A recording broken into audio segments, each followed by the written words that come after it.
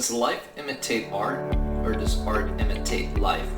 Now, you'd probably say that art imitates life. You see things in real life, and people paint and do sculpture about those things that they see in real life.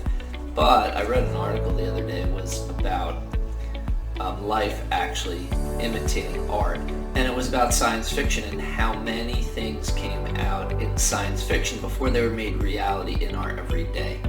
My name is Paul Basolka, Ivy Masters Learning Center at ivymasters.com. And today we're going to look at Test 1, Section 1, number 47, which is written about before it's coming out, and it should be coming out around now because this article is a little bit dated. 47 reads, central claim of passage 2 is that space mining has positive potential, but. Now notice it says central claim.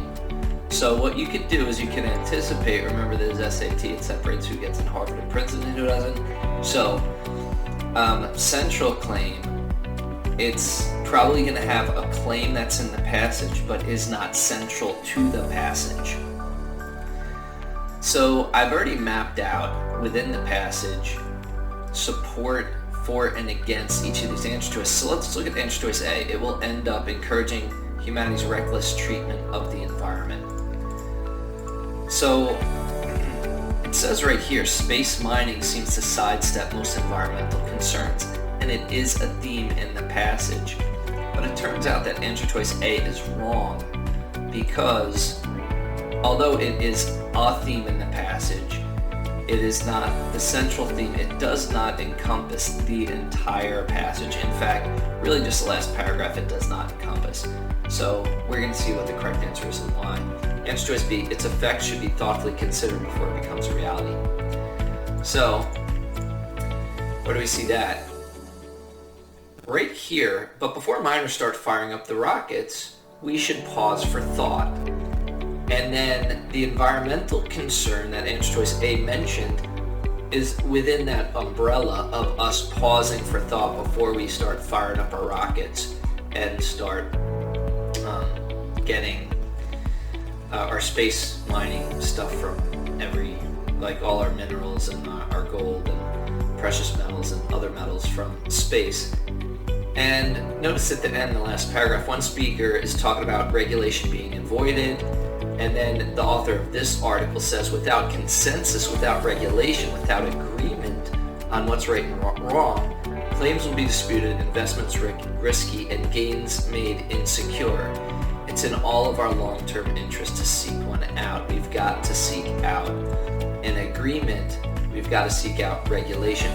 So that's number 2 thing that he's saying, that we need to pause for thought. So as it turns out, answer choice B is your correct answer, because it encompasses not only the environmental concerns, but the concerns about all other regulation that would include whose meteor is whose meteor and whatever else. Answer choice C, such potential may not include replenishing key resources that are disappearing on Earth.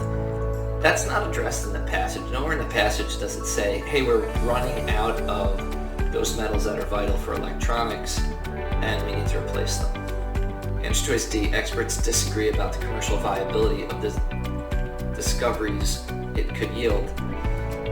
We do not see that in the passage. In fact, the only thing it says that addresses that is bringing celestial riches down to Earth. Excuse me. That's what space mining is going to do. No doubt this will make a few billionaires even wealthier.